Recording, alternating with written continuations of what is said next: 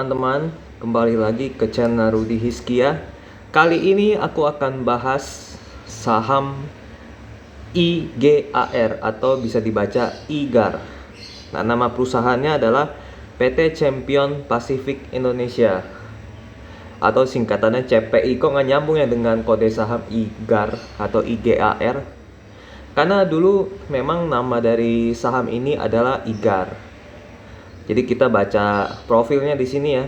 Jadi di awalnya memang didirikan dengan nama PT IGAR Jaya di tahun 1975.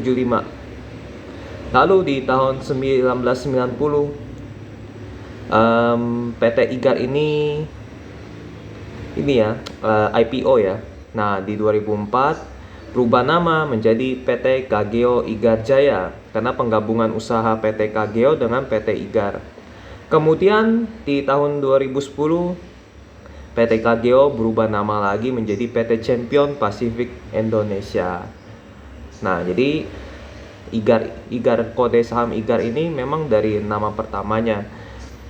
Nah, nama PT terbarunya yaitu PT Champion Pacific Indonesia ini adalah nama barunya gitu. Nah, jadi perusahaan ini bergerak di bidang industri pembuatan kemasan fleksibel melalui anak perusahaan yang tidak hanya untuk segmen farmasi, namun juga untuk segmen makanan, kosmetik, agroindustri, dan lain-lain. Oke. Visi misi tidak kita lihat.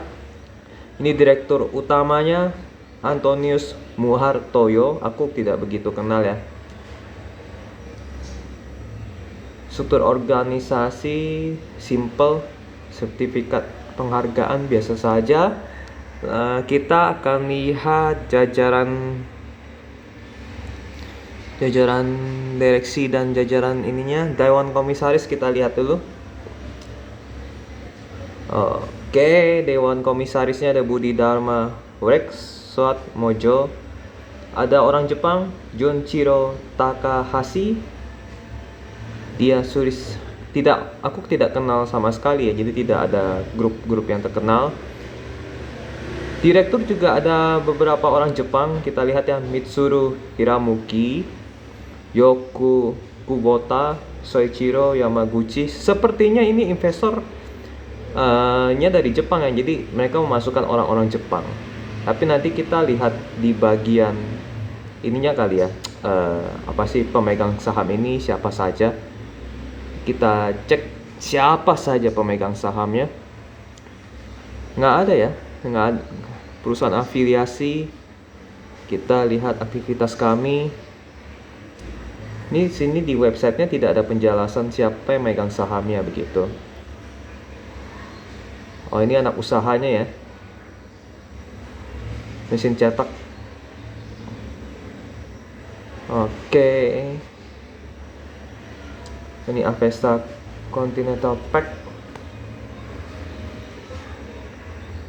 Sepertinya tidak ada informasi yang lengkap di websitenya. Kita mungkin harus langsung lihat ini kali ya, langsung masuk ke kita langsung masuk ke laporan keuangan saja ya, karena di websitenya tidak ada informasi yang lengkap. Jadi kita langsung lihat di laporan keuangan yang terakhir atau yang terbaru, yaitu kuartal 3 2021. Di sini tidak ada ininya ya, informasi. Nah, ini kita masuk ke bagian neraca. Kita bandingkan aset lancar dengan aset lancar dengan liabilitas jangka pendek. Aset lancar yaitu aset-aset yang liquid atau berupa cash. Apakah bisa menutupi utang jangka pendeknya? Aset lancarnya 600 miliar dan total utang atau total liabilitas jangka pendek, liabilitas jangka pendek itu utang. Jadi jumlahnya hanya 91 miliar. Jadi bisa ke cover dengan mudah ya. Aset lancarnya bisa menutupi total liabilitas. Aset lancarnya ada 600 miliar sementara total utangnya hanya sebesar 100 miliar. Wah, ini sangat lancar, sangat positif lah ya. Jadi pasti kebayar, bahkan uang cashnya saja 230 miliar. Jadi semua uang cashnya itu bisa langsung membayar semua utangnya. Jadi ini secara utang ini sangat aman. Ini perusahaan yang sangat aman dalam segi utang ya. Total ekuitas dengan total liabilitas, ekuitasnya 100 miliar sementara total liabilitasnya 100 miliar, ini memang aman. Jadi utangnya tidak ada masalah, bersih, bisa dibayar kapan saja. Kita lihat di laporan laba rugi. Nah, ini ada perubahan ini ya, sepertinya ada perubahan pencatatan laporan keuangan di 2020. Tercatatnya penjualan bersih, namun di 2021 harus memakai pendapatan dari kontrak dengan pelanggan. Ini sepertinya ada perubahan pencatatan. Tadi aku sempat lihat di nomor 20-nya ya, di 20 memang pencatatan itu PSK 72 apa 73 saya lupa. Tapi ini sepertinya di perubahan pencatatan. Jadi tahun kemarin masuknya penjualan bersih, tahun yang terbaru harus masuk ke pendapatan dari kontrak dengan pelanggan. Jadi kalau kita lihat secara omset naik ya, naiknya 100 miliar lah ya, naiknya 100 miliar, lumayan. Lalu kita beban pokok penjualannya juga naik. Ini marginnya lumayan tipis, tapi tidak begitu tipis amat lah ya. Kalau kita lihat mungkin sekitar 20% kali ya marginnya ya. Jadi laba brutonya yang penting bertumbuh. Lalu beban usahanya kecil. Dan laba usahanya naik 2 kali lipat ya laba usahanya, karena di beban usahanya itu kecil. Lalu kita langsung ke bagian laba periode berjalan atau laba bersihnya ya. Setelah dipotong semua biaya dan pengeluaran itu, jadi naik sebesar 26 miliar. Lumayan banyak. Jadi naik 50% loh laba bersihnya dari tahun lalu. Kinerjanya oke, baik. Karena ini naiknya bukan karena pemotongan biaya, tapi naiknya karena pertumbuhan omset.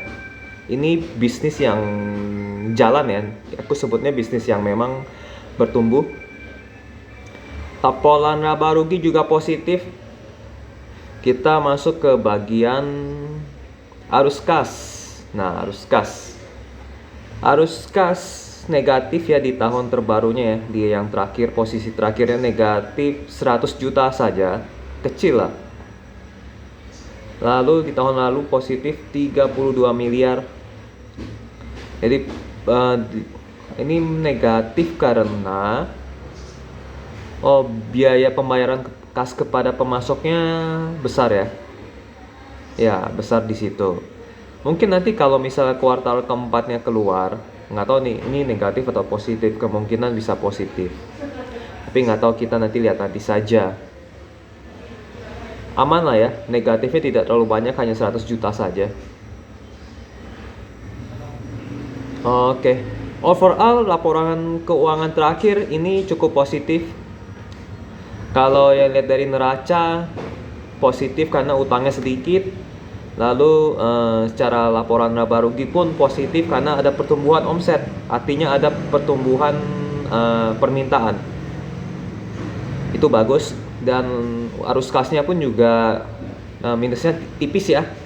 Coba kita lihat di aku rekap secara tahunan omset, laba bersih, ekuitas, dan arus kas operasional. Lihat kan, kita ini masuk ke arus kas dulu yang operasional. Tadi kan kita lihat di tahun Q3 2021 itu negatif ya. Tapi kalau misalnya kita lihat di tahun-tahun yang lalu, itu selalu positif setiap tahun. Nah, positifnya itu ada yang rata-rata double digit. Tapi hanya di 2018 hanya 1 digit miliar ya. Rata-rata puluhan miliar arus kas positifnya, dan 2021 Q3 negatif. Kemungkinan Q4 atau full year nanti akan bisa positif kemungkinan. Karena dari track recordnya yang 10 tahun lalu selalu positif. Mungkin di kuartal 4-nya akan lebih banyak lagi uang yang masuk ya. Dan secara omset kita lihat trennya itu naik. Yang di 2010 hanya 500 miliar, di angka terakhir 2020 menjadi 700 miliar. Naiknya tidak begitu banyak ya, hanya naik sedikit demi sedikit. Demikian juga dengan laba bersihnya naiknya sedikit demi sedikit. Di 2010 50 miliar laba bersihnya, di 2020 hanya naik 10 miliar, 60 miliar, tapi di kuartal 3 2021 sudah mencapai 70 miliar, 76 miliar. Jadi naik 20 miliar. Tapi yang menarik dari perusahaan ini adalah ekuitasnya naiknya lumayan banyak. Nah, tadi kan kita lihat di bagian cash ya, cashnya banyak ya. Jadi perusahaan ini menyimpan cash itu adalah catatan yang positif. Kenapa cash itu penting bagi perusahaan? Karena cash itu adalah sebagai penolong pada saat krisis. Jadi memang perusahaan harus nyimpan cash. Aku paling suka kalau misalnya perusahaan nyimpan cash. Jadi ada satu teori yang bilang kalau di cash kan berarti uangnya nggak aktif dong, nggak berguna dong. Lebih baik didepositokan atau dibikin usaha lain. Nah, aku nggak setuju dengan pendapat seperti itu. Aku lebih cenderung perusahaan itu menyimpan cash dalam jumlah yang banyak. Tapi di satu sisi memang mereka harus beli atau ekspansi. Tapi jangan sampai overdosis ekspansinya, jadi sampai tidak menyisakan cash. Cash ini tujuannya bisa macam-macam. Kalau cashnya banyak itu bisa kalau mereka tiba-tiba ketemu satu bisnis atau ekspansi yang bisa bikin omsetnya bertambah banyak, nah mereka bisa keluarin cashnya. Jadi ibaratnya cash itu harus digunakan pada saat yang sangat baik gitu. Jadi bukan sembarangan tiap tahun harus didepositoin, harus dikeluarin terus-menerus tanpa tujuan yang jelas. Aku lebih suka kalau perusahaan simpan cash. Nanti di satu titik tertentu ketika ada sesuatu yang sangat penting atau mendesak, baru cash itu digunakan. Nah, itu baru namanya strategi keuangan.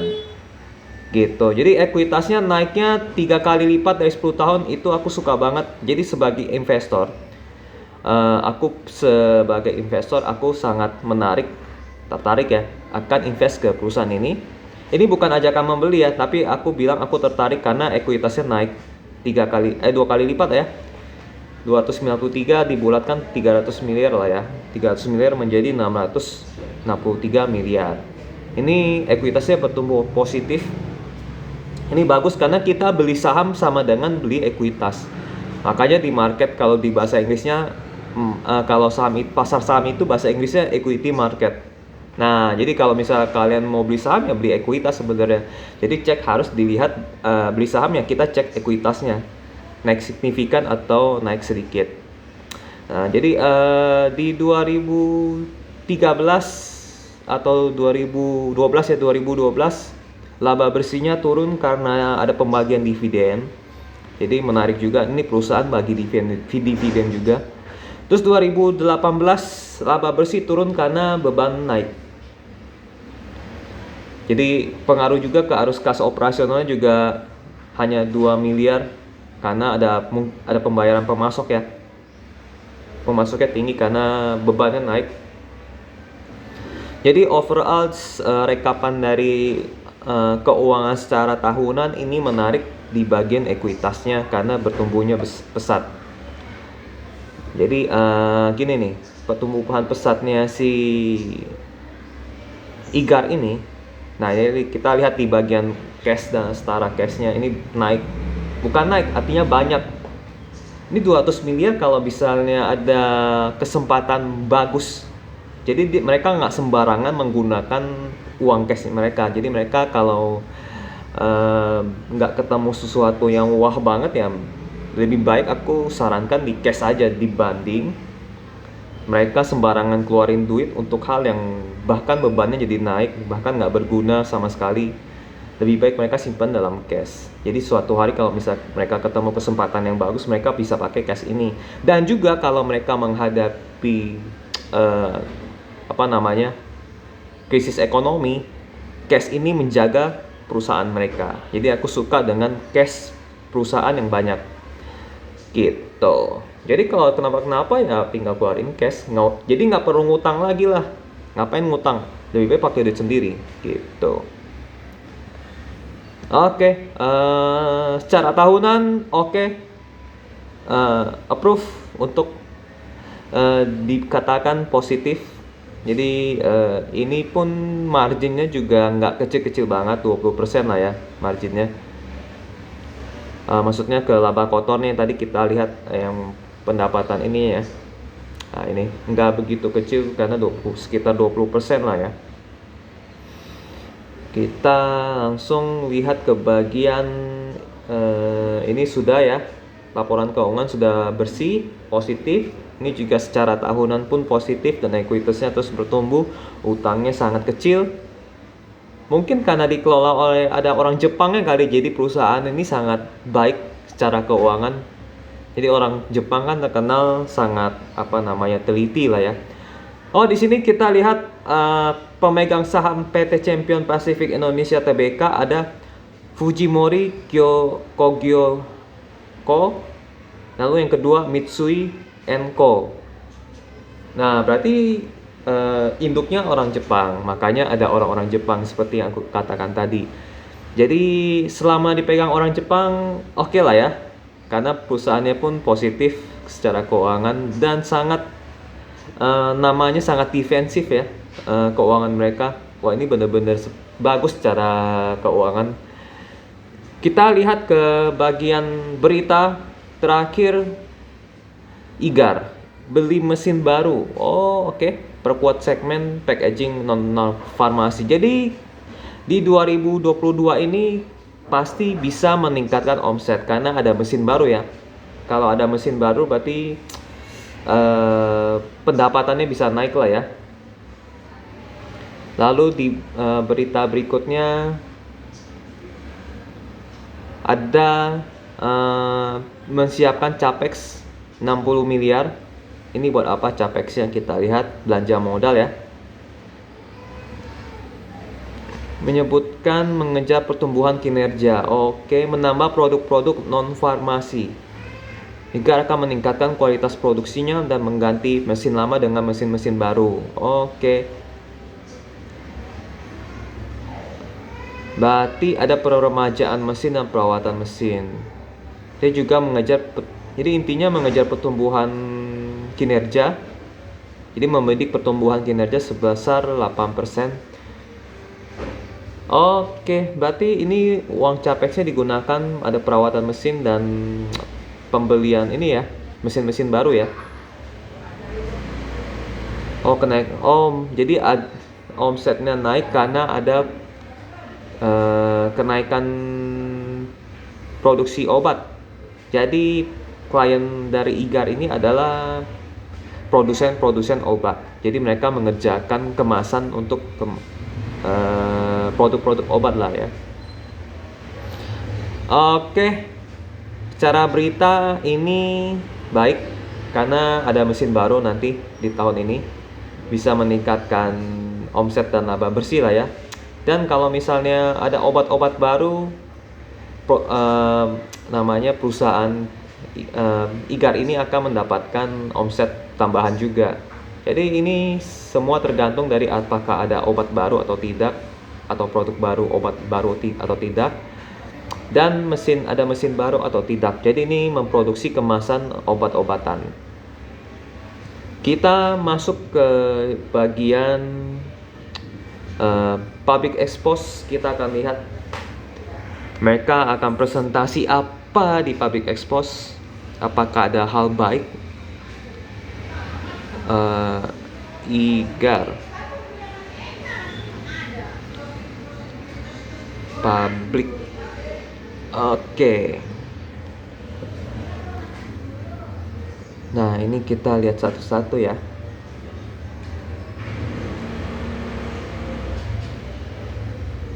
Oke, public expose-nya di tahun lalu ya, Juni 2021. Jadi lumayan lama, hampir setahun. Ini ada penjelasannya singkat ya. Didirikan ini tahun sekian, sudah puluhan tahun ini bergerak di bidang industri kemasan, tapi kita lihat dia lebih banyak di kemasan obat ya.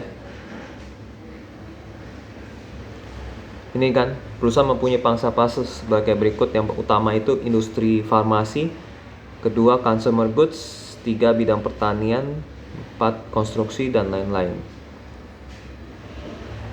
Oke, penjualan bersih naik ya dari 2019 ke 2020. Enggak turun, omsetnya turun. Tapi laba kotornya naik, berarti ada penurunan di beban pendapatan pokoknya turun, sehingga mengakibatkan stabil lah ya. Kita nggak bilang nggak naik juga nggak turun, stabil lah. Tapi tetap mereka tetap menghasilkan laba. Itu yang paling penting. Jadi mau dia turun mau dia naik, yang penting dia tetap menghasilkan laba. Tapi kalau kita lihat secara tren tahunan yang aku rekap, nah ini trennya naik gitu. Yang penting kita lihat trennya naik aja. Soal dia ukuran 1-2 tahun turun kan kurang jelas ya, apakah ini tahun depan apakah turun. Tapi kalau misal kita pakai rekap seperti ini, kita akan lihat trennya naik apa turun. Nah, tapi kita lihat dari sini trennya naik. Nah, ini bagus.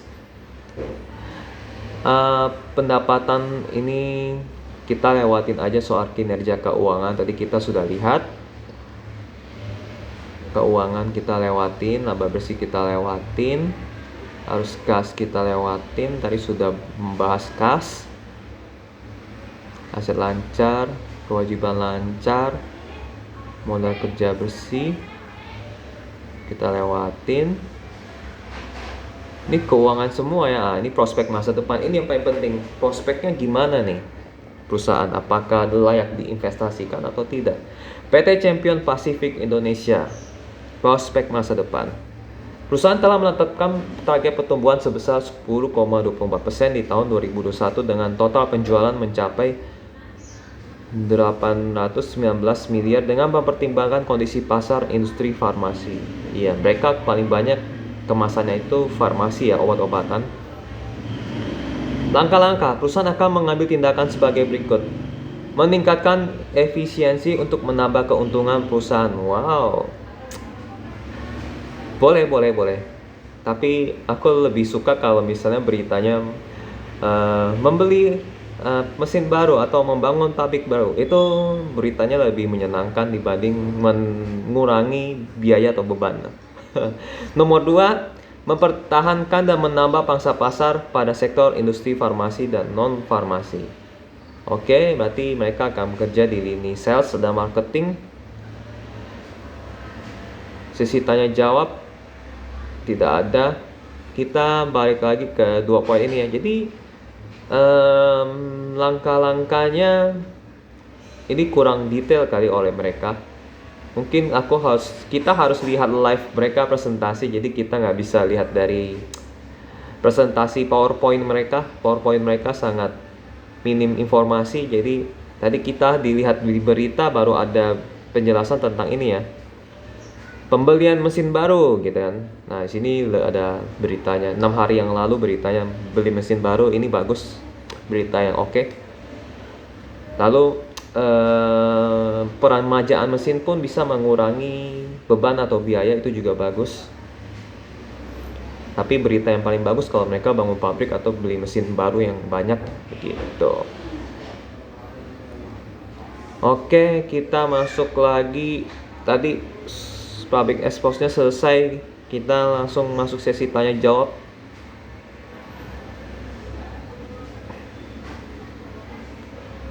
Oke, ini pertanyaannya ya. Pada sesi tanya jawab ada pertanyaan dari Bapak Andreas lain-lain Pascalis Investment. Pertanyaannya, sebagai orang awam saya melihat bisnis printing, fotografer, dan offset farmasi perlu menggunakan bahan aluminium foil dan tinta yang sangat banyak. Namun supplier terbesar IGAR justru Kokusai Pulp and Paper, dulu Sumiso Paper. Mengapa perseroan butuh banyak kertas atau karton? Nah, ada jawabannya. Kami membeli dari Kokusai bukan kertas karton, namun film. Oke, ini berupa apa ya, sanggahan ya, pembenaran, bukan pembenaran, apa yang membetulkan koreksi. Mereka bukan beli karton tapi film. Oke, good. Pertanyaan selanjutnya, mengapa bahan baku dibeli dari Kokusai Pulp Paper bukan melalui perusahaan lokal seperti Asian Pulp and Paper milik Sinarmas sehingga tidak terkena dampak fluktuasi kurs USD maupun yen? Jawabannya, ini pertanyaan bagus nih. Kami membeli dari Kokusai Pulp Paper bukan kertas atau karton namun film, sedangkan Kokusai Pulp and Paper tidak memproduksi film. Untuk bahan baku banyak dari impor termasuk alufoil karena industri di Indonesia belum bisa memenuhi permintaan kami. Oke.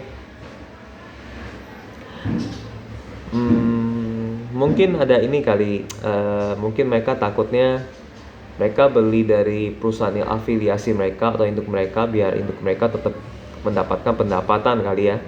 Tapi so far ya for me sih nggak begitu nggak begitu penting juga. Siapa tahu yang di dalam negeri pun mahal juga sebenarnya gitu. Oke. Pertanyaan berikutnya, di laporan tahunan 2019 terdapat nama PT Tempo Scan Pacific Tbk sebagai pelanggan baru di IGAT. Namun saya cek di bagian piutang tidak terdapat PT Tempo Scan Pacific Tbk maupun anak perusahaannya. Bisa disebutkan kemasan produk milik Tempo manakah yang dibuat oleh IGAR dan piutang ditujukan ke perusahaan apa? Oke, ini detail sekali nih pertanyaan.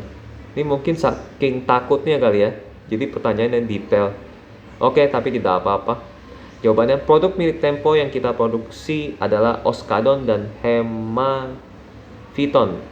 Rincian piutang yang ada di audit report hanya Pareto Customer.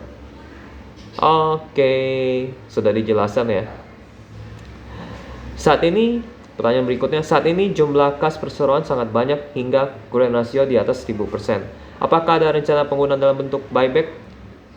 Ini ya kenapa ya orang-orang selalu nggak tahan kalau cashnya banyak. Ini aku paling benci kalau ada pertanyaan atau bukan benci sih, paling nggak suka kalau ada pertanyaan cash itu harus selalu dipakai. Jadi seperti yang aku bilang, cash lebih baik disimpan dalam jumlah yang banyak. Nanti kebutuhannya untuk membeli sesuatu yang sangat penting, bukan penting ya, tapi sangat-sangat penting, atau menghindari krisis ekonomi. By the way, ini tadi kita lihat ininya anti corona ya.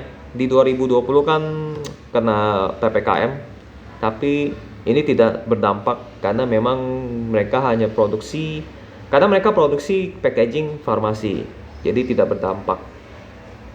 Jadi tetap aku lebih suka cash tetap ditahan.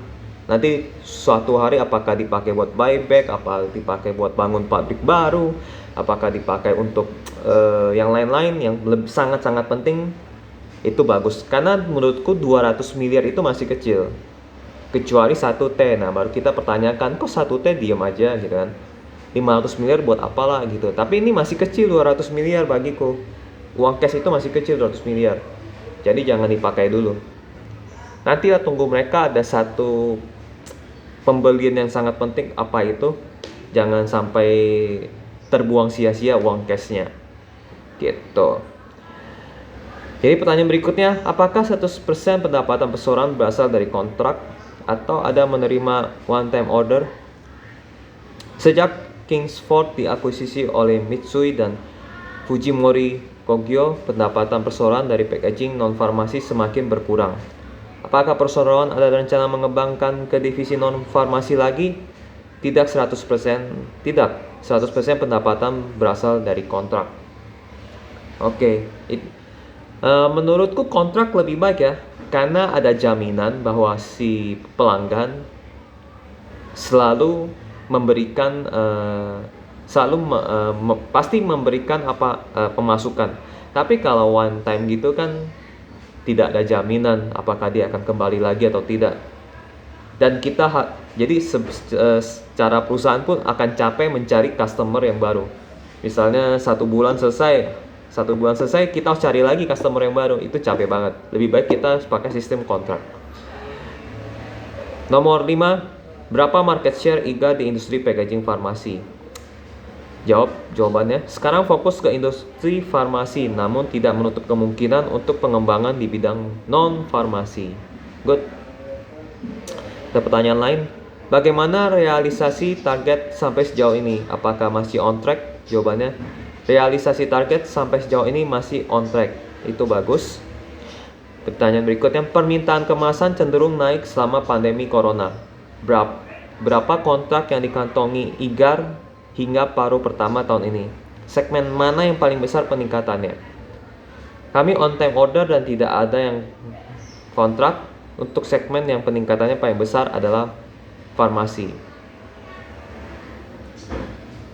Kami on time order maksudnya apa nih? Oke. Ini jawabannya agak ini ya, nggak konsisten ya. Kami on time order dan tidak ada yang kontrak. Pertanyaan berapa kontrak yang dikantongi IGAR hingga paruh pertama? Paruh pertama ini on time order dan tidak ada yang kontrak untuk paruh pertama.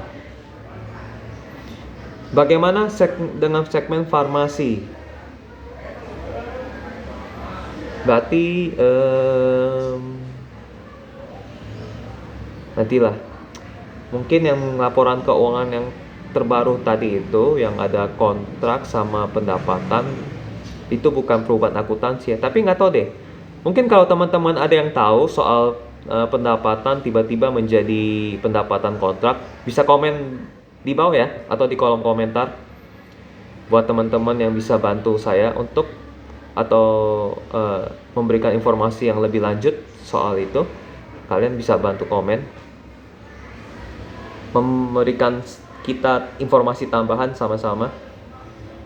Pertanyaan selanjutnya, bagaimana dengan segmen farmasi? Bagaimana prospeknya di tahun ini? Berapa target pertumbuhan yang dibidik untuk penjualan di segmen ini? Prospek tahun ini masih cukup baik di target pertumbuhan 10%. Oke, ini jawabannya singkat-singkat loh. Pertanyaan panjang tapi dijawab singkat.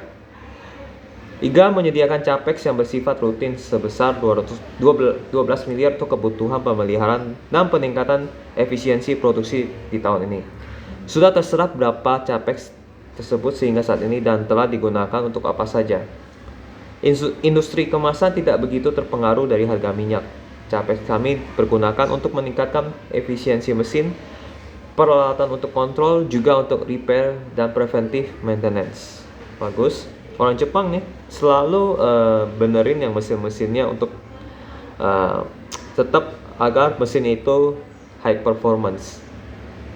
Bagaimana perbandingan pendapatan antara segmen farmasi dengan non-farmasi saat ini? Farmasi 80%, non-farmasi 20%. Oke, benar ya, berarti pendapatan terbesarnya itu dari farmasi. Pertanyaan berikutnya, pendapatan perusahaan menurun pada 2020 dibandingkan 2019. Namun margin laba kotor justru meningkat dari 15% menjadi 17%. Apa strategi manajerial dalam meningkatkan laba perusahaan secara berkelanjutan? Pasti jelas lah, beban berkurang. Tapi ini jawabannya nggak nyambung nih. Strategi bisnis terdepan yaitu meningkatkan kualitas dan delivery terbaik untuk customer. Sebenarnya bebannya berkurang. Apa hal yang sudah dilakukan oleh manajerial IGAR yang belum dilakukan oleh kompetitor dalam rangka ekspansi pasar dan meningkatkan kualitas produk? Mungkin gini kali ya. Strategi bisnis ke depan meningkatkan kualitas dan delivery, akhirnya bebannya berkurang. Ya, mungkin itu.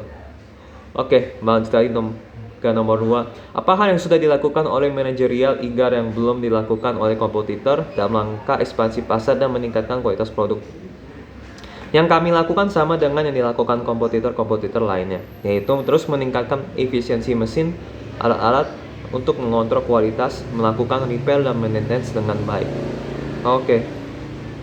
Mereka sangat menjaga mesin-mesin mereka ya.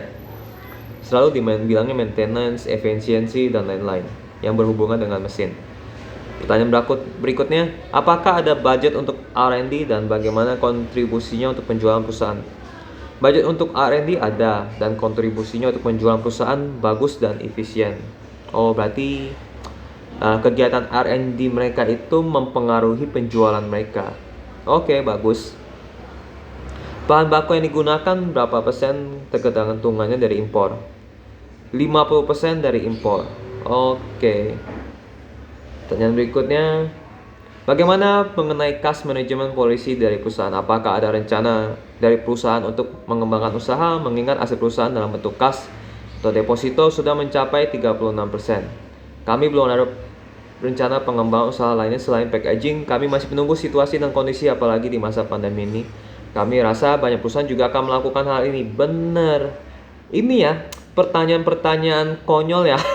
Aku pokoknya nggak suka banget kalau misalnya mereka ngomong fokusnya cash harus dihabisin. Ini kesalahan bisnismen Indonesia nih, kalau mereka ada cash lebih, mereka anggap suatu kerugian. Padahal enggak, ini harus disimpan cashnya.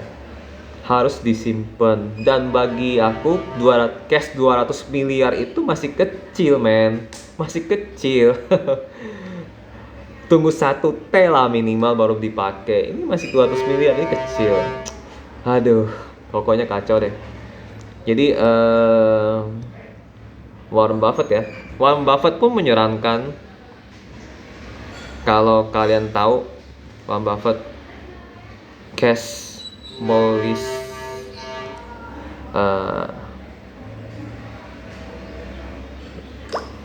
kita lihat ya.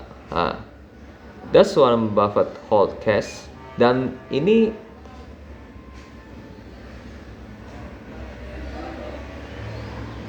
Warren Buffett itu terkenal suka memegang uang tunai. Nah, lihat ya, Warren Buffett pegang uang tunai yang paling kanan gambarnya.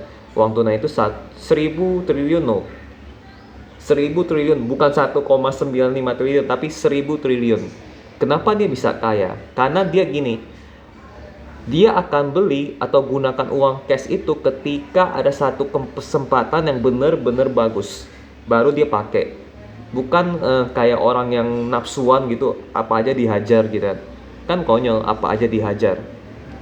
Jadi kalau ada si A dihajar, ada si B dihajar, ada si C dihajar, enggak. Dia ada prinsip, banyak bola yang datang, tapi dia hanya pilih satu, baru dia hajar. Nah, aku suka gaya mereka, perusahaan Champion Pacific Indonesia ini. Mereka menggunakan cash mereka ini dengan hati-hati. Jadi kan mereka bilang kan, menunggu situasi dan kondisi, apalagi di masa pandemi ini. Dan secara keuangan, tadi kita lihat cashnya tadi 200 miliar, itu juga masih kecil menurutku, masih kecil bagi ukuran perusahaannya. Tunggu 1 T lah baru bisa belanja yang lain-lain. Oke. Sudah selesai pertanyaannya ya. Kita masuk kesimpulannya aja langsung. Secara keuangan ini sangat positif. Cashnya banyak, aku suka. Cashnya kalau misalnya dibandingkan perusahaan-perusahaan besar lainnya pasti kalah. Tapi cashnya banyak dibandingkan dengan utangnya, aku suka banget. 200 miliar itu masih kecil untuk ekspansi. Jadi aku strateginya tetap hold cash itu untuk dipakai hal yang sangat penting. Bukan penting ya, tapi sangat-sangat penting baru dipakai. Jadi ada yang sangat penting, ada yang juga penting. Tapi aku lebih prefer atau lebih mementingkan cash itu tetap di hold agar bisa dipakai untuk kegiatan yang sangat-sangat penting gitu. Secara tren laporan keuangan positif, utang pun juga sedikit, uang cash banyak, dan tren pertumbuhan ekuitas mereka juga naik setiap hari. Dan mereka ada rencana beli mesin baru, itu juga bagus, dan ini perusahaan dipegang oleh Jepang. Kita lihat keuangannya sangat bersih lah ya. So far, dan juga mereka masuk di industri farmasi yang memang kedepannya nanti ya, industri farmasi akan terus bertumbuh. Dan kedepannya kan pasti ada penyakit baru yang bermunculan.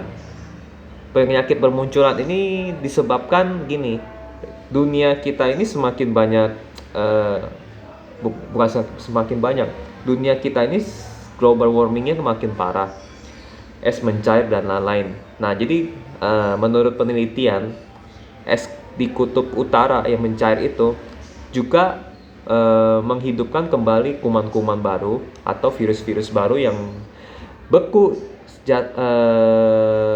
dari jutaan tahun lalu. Jadi kuman-kuman yang beku ini atau virus-virus yang beku ini tiba-tiba mencair dan mereka keluar. Nah, itu teori dari para penelitian. Nah, entah itu benar atau salah, tapi ini juga kalau misalnya teori itu benar, berarti industri farmasi akan lebih bertumbuh lagi. Tapi aku harapkan demi banyak orang yang selamat, lebih bagus ini tidak menjadi kebenaran. Dan semoga saja salah gitu ya. Aku baca beritanya gitu. Tapi so far industri farmasi pasti akan terus bertumbuh karena manusia ingin hidup lebih lama dan hidup ingin lebih sehat. Jadi pasti membutuhkan obat-obat atau suplemen-suplemen baru. Begitu. Jadi tidak hanya obat untuk menyembuhkan, juga aja mungkin bisa untuk kemasan vitamin atau suplemen. Jadi so far positif banget buat IGAR. Kalau aku mau invest, misalnya pertanyaan apakah aku akan invest di IGAR, aku akan invest di IGAR. Nah, jadi ini bukan ajakan buat beli, sekali lagi resiko ditanggung sendiri-sendiri. Kalau misalnya ada informasi yang kurang, kalian bisa tambahkan di kolom komen. Bebas, kalian boleh dislike, boleh like. Oke, sampai jumpa di video analisa saham berikutnya. Bye bye.